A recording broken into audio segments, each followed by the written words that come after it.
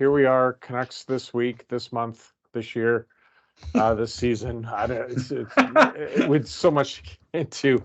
Brought to you by woodiesrv.com. We really thank Woody's for their support. What a weird season it is, and there's so much to talk to. So woodiesrv.com, looking for Western Canada's largest supply of RVs. I may need one soon, but that's another story. Out. Yeah, sun's out. That's right. Absolutely. So let's keep it on sunny things. Like, who saw a 5-game win streak coming, Patrick? How? Why? Well, as you know me, it's been a running routine. I pick 1 or 2 wins every week. I never pick 5. So you cannot say that I did. I listen. The schedule we knew was easy at the back half of the season. We knew that from the start. And this is something I kind of harped on. It's really unfortunate that the team was so bad in the first half of the season and so lost. Because, I think all along we felt this was a team that at least would be close to the playoffs. And who knew that what it would take would be an overhaul of essentially the defense core, bringing in a bunch of AHL guys that would make the difference. And it's complicated. I think in the end, this is a team that there's potential there. You can see it's challenge for everyone. Like, there's potential there to be a playoff team. Is there still potential to be a contending team? I still think that's a long way off, and that's very challenging to see. How long is this going to sustain itself is a fair question. But there is that element of, certainly Elias Pettersson has been a fantastic story this season. Quinn Hughes deserves so much more credit than he's been given on a national level, I think. But they're not the whole story. They finally, in the end, are getting really good goaltending again. They're still not amazing defensively, but they're not the tire fire that they were. So, you kind of add it all up, and it's not surprising that they're winning more than they're losing. Now, I don't think anybody expected a 5-game win streak, but all teams go through hot and cold patches, and the Canucks certainly are in the middle of a hot patch right now. So I would probably look at this a lot differently if we hadn't seen the same story once, potentially twice before in recent memory.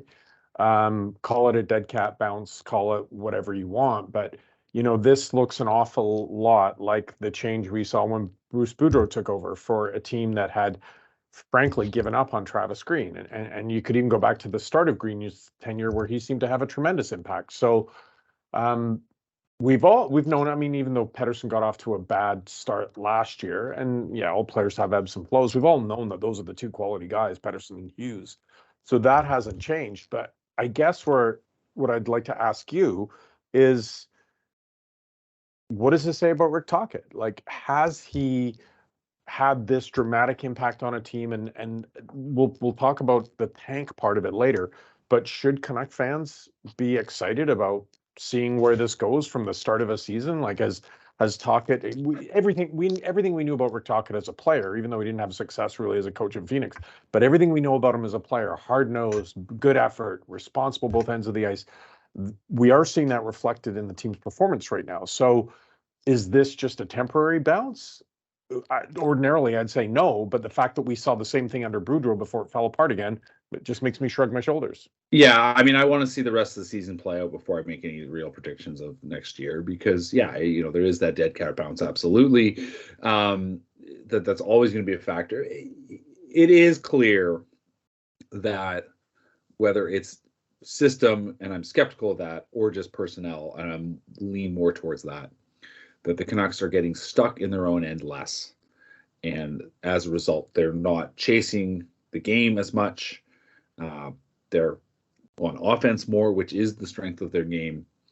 And, of course, the less you play in your own end, the less you're straining yourself at maximum capacity, the less you're wearing yourself out, both physically and mentally.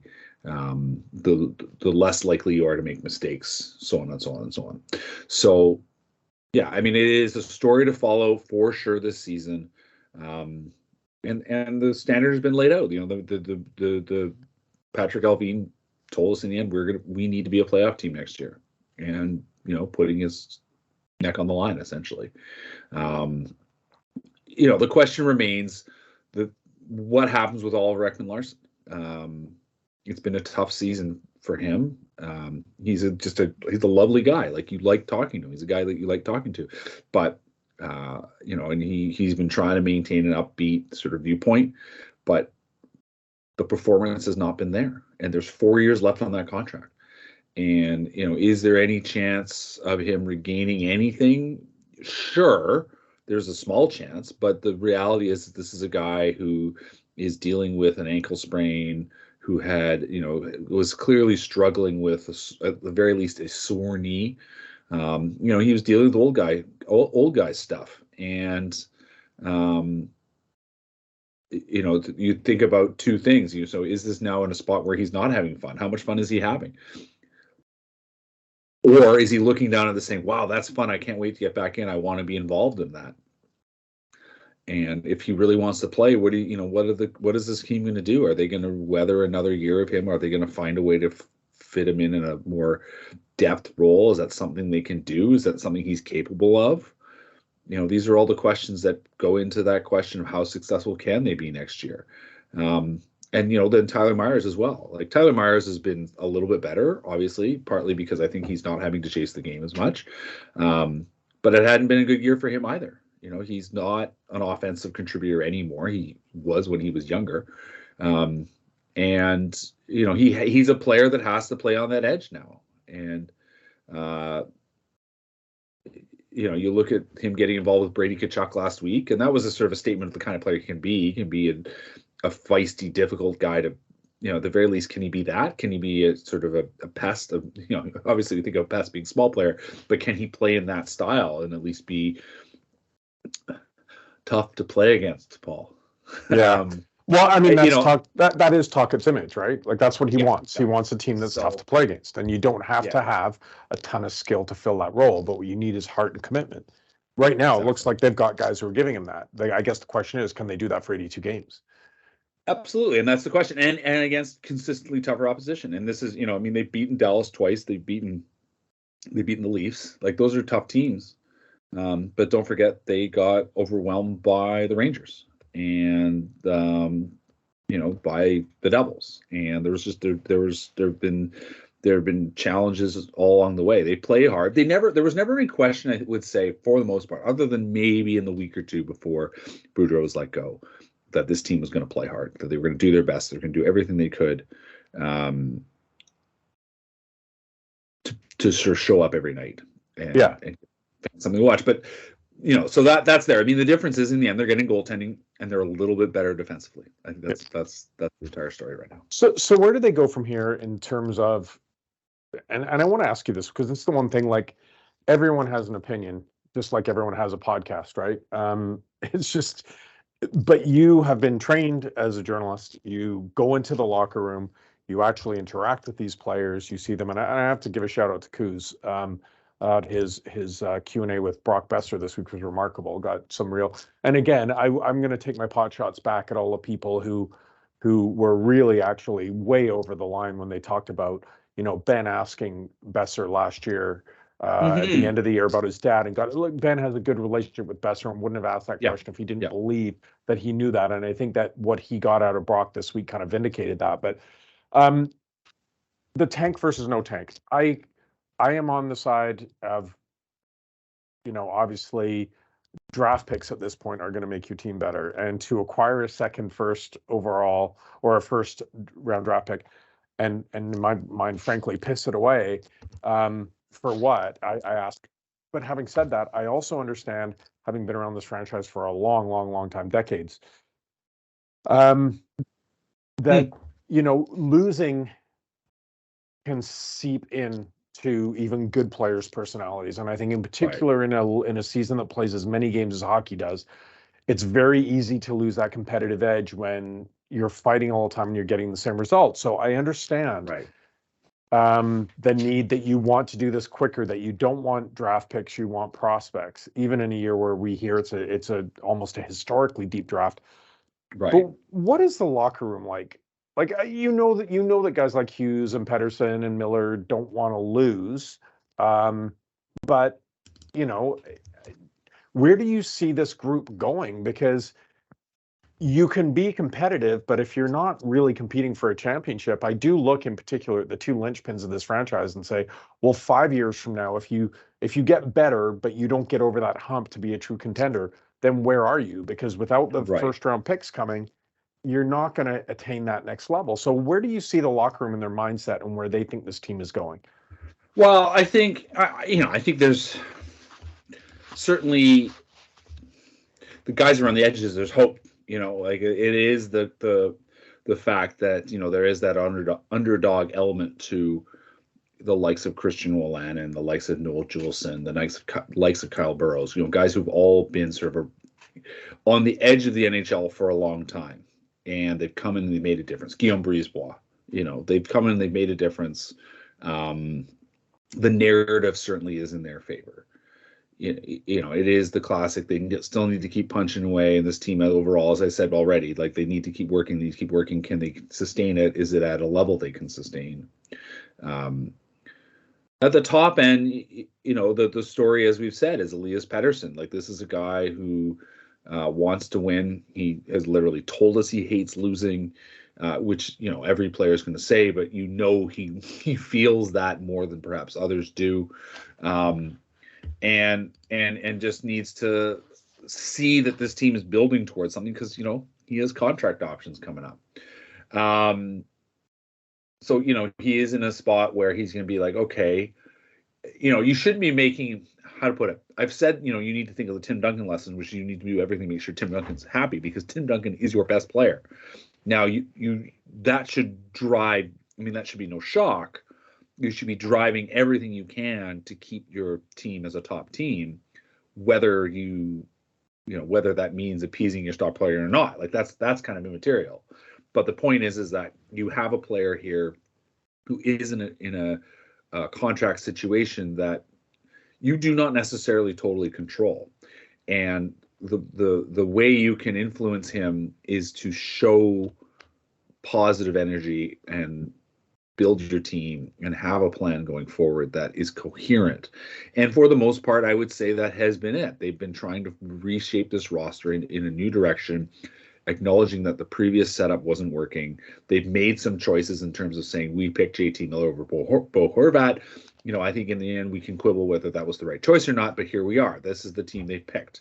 And how they shape the rest of it will continue to drive the conversation around whether Pettersson stays or goes. Quinn Hughes is a guy that everybody's sort of essentially said is a player who stepped up, who is speaking more. He himself has talked a bit about his own leadership sort of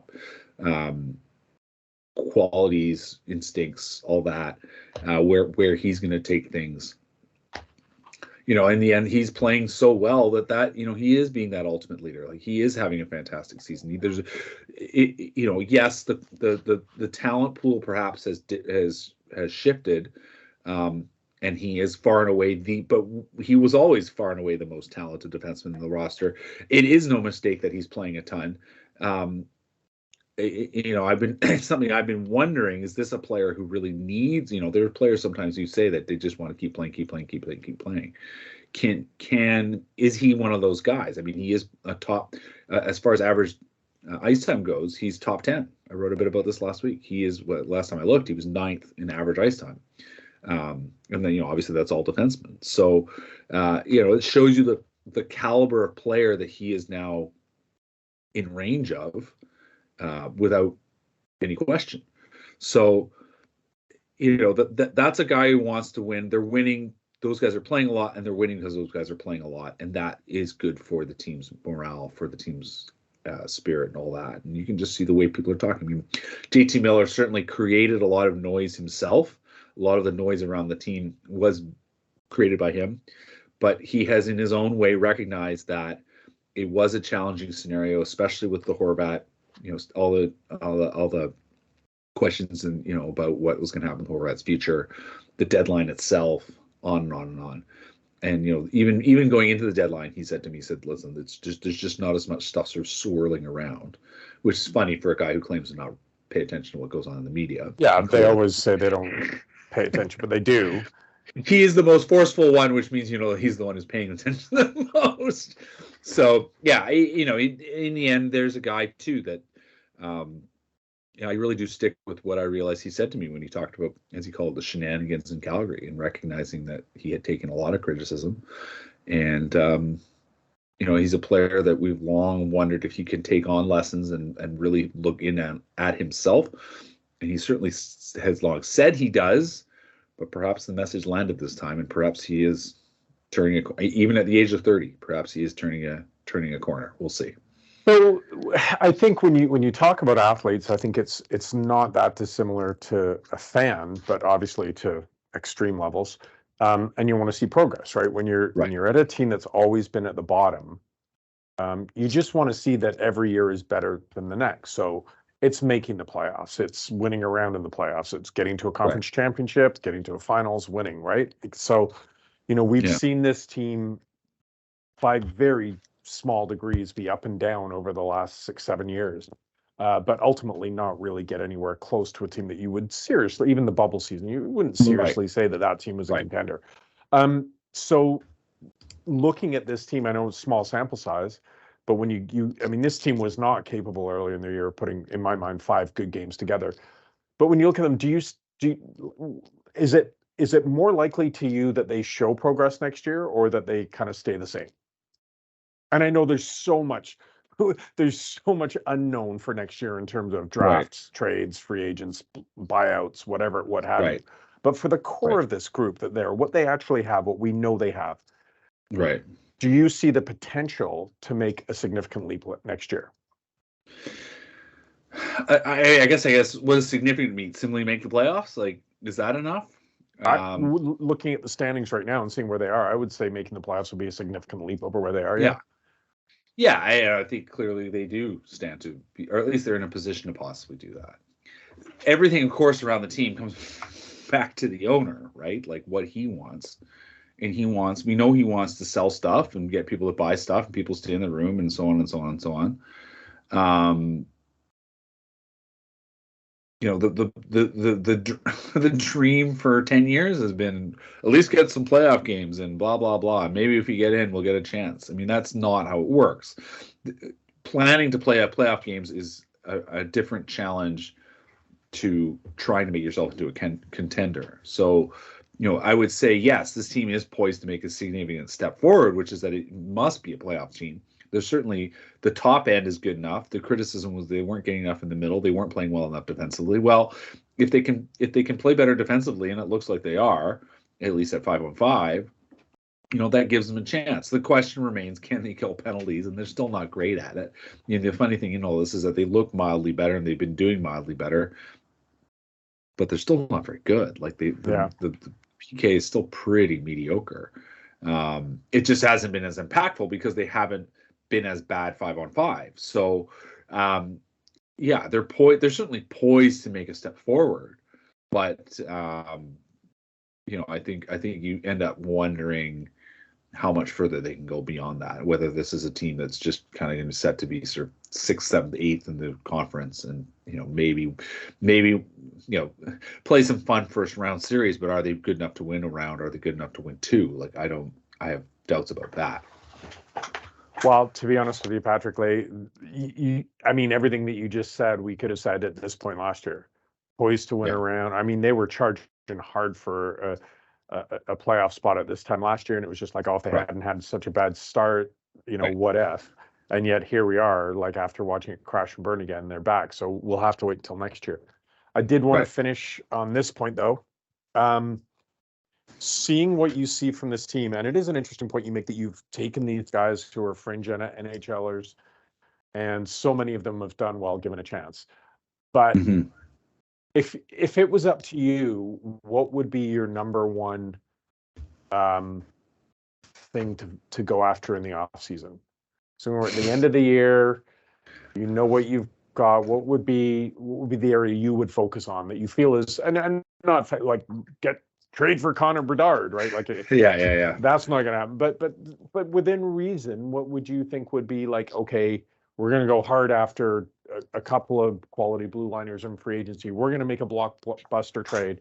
We'll try for the draft. Like knowing what we know that they're looking for prospects, not picks. So where do you think is feasible for them to really attack first? I think it's the prospect pool. I think that more than anything. I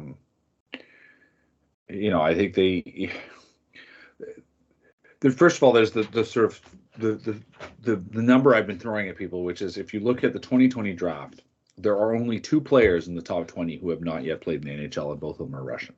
So you can find, it's certainly in the first round, in the top section of the first round, you find out NHLers quite quickly. And so recognizing the fact, and that was why partly trading their first rounder that they gotten from the Islanders for Ronek was a surprise to me, because there was a chance to add players this summer who could probably be in your line of a 24-25. Now, that's one thing. The other one is to sort of recognize that when it comes to the draft, it's not just about who you pick, but how you develop them. And you look at the 2017 draft, and which is now 6 years ago, right? But there are and this is a little bit tied into Aidan McDonough, the Canucks signing Aidan McDonough, who they drafted in 2019. But if you look at the 2017 draft,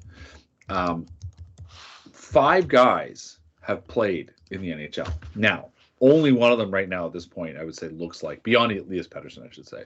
There's 5 guys total, but only one guy beyond Elias Pettersson at this point looks like he's going to be possibly an NHL regular. And it's actually Jonah Gadjevich. He looks like he's turned himself into a very dependable, sort of tough fourth liner in San Jose. Now, he's only played 79 games in his career. To be a successful pick, we say you have to play 200 games, so he needs sort of another full season at least under his belt. And then we're sort of thinking, okay, that was at least a sort of passing grade on the draft. But you look at Cole Lind, you look at Jack Rathbone, even Michael DiPietro. So those are the other guys who've made the NHL. If the Canucks had a more coherent development plan in the minors, how would things have played out for those guys? Petrus Palmer was a guy that they had high hopes for and left because he wasn't a good enough skater, and there were concerns about sort of his attitude and all this kind of stuff. But we also know that previous, that as much as Jim Benning talked about drafting and developing, he didn't pay much attention to the development part, and there wasn't a whole lot of support for the AHL squad from the NHL level. I stick again and again and again with Ryan Johnson's comment to me when I mentioned to him last year about Bruce Boudreau speaking effusively and positively about the importance of the AHL team and wanting to be in connection with them and knowing what's going on. And that Ryan's response was, well, that's refreshing. And that was clearly, I asked people, and yeah, no, absolutely. There was a frustration with, I think organizationally with how in many ways Utica was kind of left to its own devices. There wasn't a lot of cohesion between AHL and NHL. And that's certainly a philosophy that was not the case in Pittsburgh, where Patrick Alvin and Jim Rutherford and Scott Young and Frank Golden and Dirk Quincy and all these guys came from. That there was a clear understanding of the importance of the AHL team organizationally, and that there were guys there that needed to feel valued so that they were, when they got given the opportunity to make the NHL, they felt prepared and they felt that the opportunity was real and honest. And that remains where things are at for the Canucks. That they didn't have that, and so the new group, can they find a way to turn some of these guys that are there in Abbotsford into cohesive, useful depth parts? I mean, that's what it's there mostly for. It is to give your sort of not blue chip, but first tier prospects a little more seasoning, a little more time to sort of adapt to playing against men, and a little more of friendly is the wrong word, but a little more sort of empathetic environment, shall we say, and then get them into the NHL ready to go.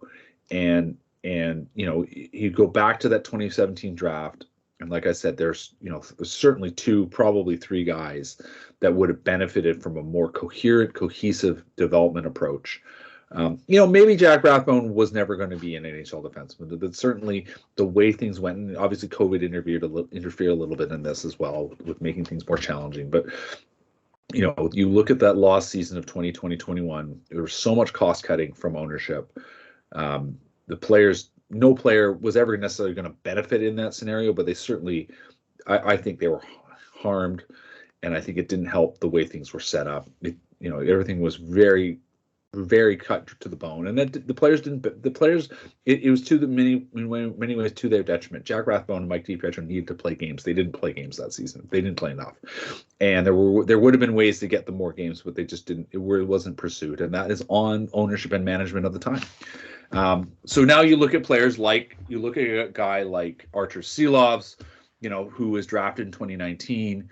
Who was, technically the third guy. You look at Niels Höglander, who's back in the AHL. They want to turn him. They believe, I think this team believes in him. I think they said this is a guy who just needs a little bit of a different situation. There are things we want him to get better at, and we're going to put him in a spot where he's not under NHL pressure. And similar story with the Vasily Podkolzin, who's now stuck around and has a coach who absolutely thinks the world of him, and I think is going to thrive under that. Aiden McDonough is a similar kind of guy. Like, he's a guy that needs to improve his skating. I don't think anyone thinks that he's going to be on the NHL roster next year. He's with the NHL team this year to get some experience and get a taste of what it's like. And there's a little bit, that's how your contract works too, because this is a way to give him a little extra incentive. He gets to make an NHL salary to close the year, and so on and so on and so on. It's essentially a signing bonus. He'll be the fourth guy from the 2019 draft, but now he's a guy that they need to develop into something more. So between him and Silovs, there is development potential still in that draft.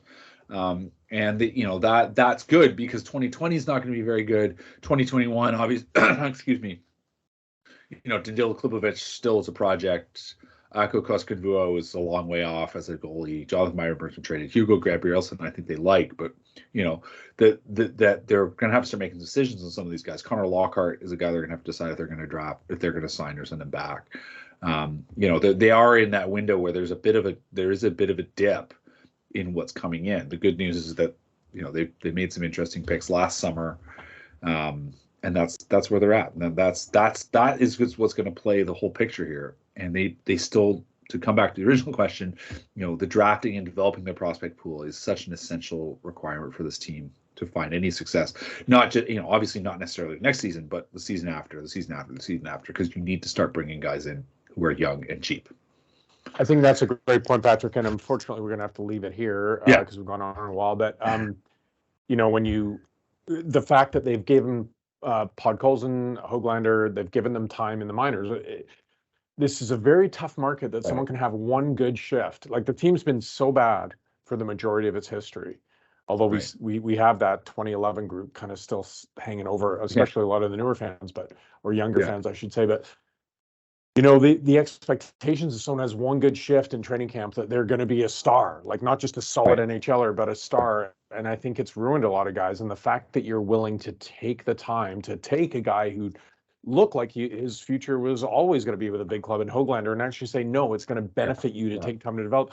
I kind of flipped my thinking on this, again, having been someone who in grade 10 slept overnight in front of the Pacific Coliseum to get tickets to the Islanders Canucks Stanley Cup final after they beat the Blackhawks. Ever since then, this story had been the Canucks can't draft, right? And whether it's whether it was Patrick White or Jordan Schrader or going back to Dan Woodley or Jason Herter or Jim Sandlak, Cam Neely. I didn't put my props up this week, but good old Jerry Gillis down here in the 70s. Talented players who other teams were interested in, but they came to the Canucks and they didn't develop. And so sometimes it's not about your scouting. I'm not saying Ron DeLorme is absolved of any criticism, but a lot of it is everyone likes these prospects when they're picked. It's what you do with them when you have them. So that's a great point and something certainly we can focus on in our coverage in the offseason. Yeah, and Abbotsford is really important, largely because that's where Woody's RV is, woodysrv.com. Go out there and check it out if you're checking out the baby Canucks too. So thanks for this, Patrick. Thanks to everyone for listening, watching, reading. Province.com, VancouverSun.com. Sign up for our newsletter. You get everything like this delivered to you every single day. So we'll leave it there and we'll talk to you next week. Thanks, Patrick.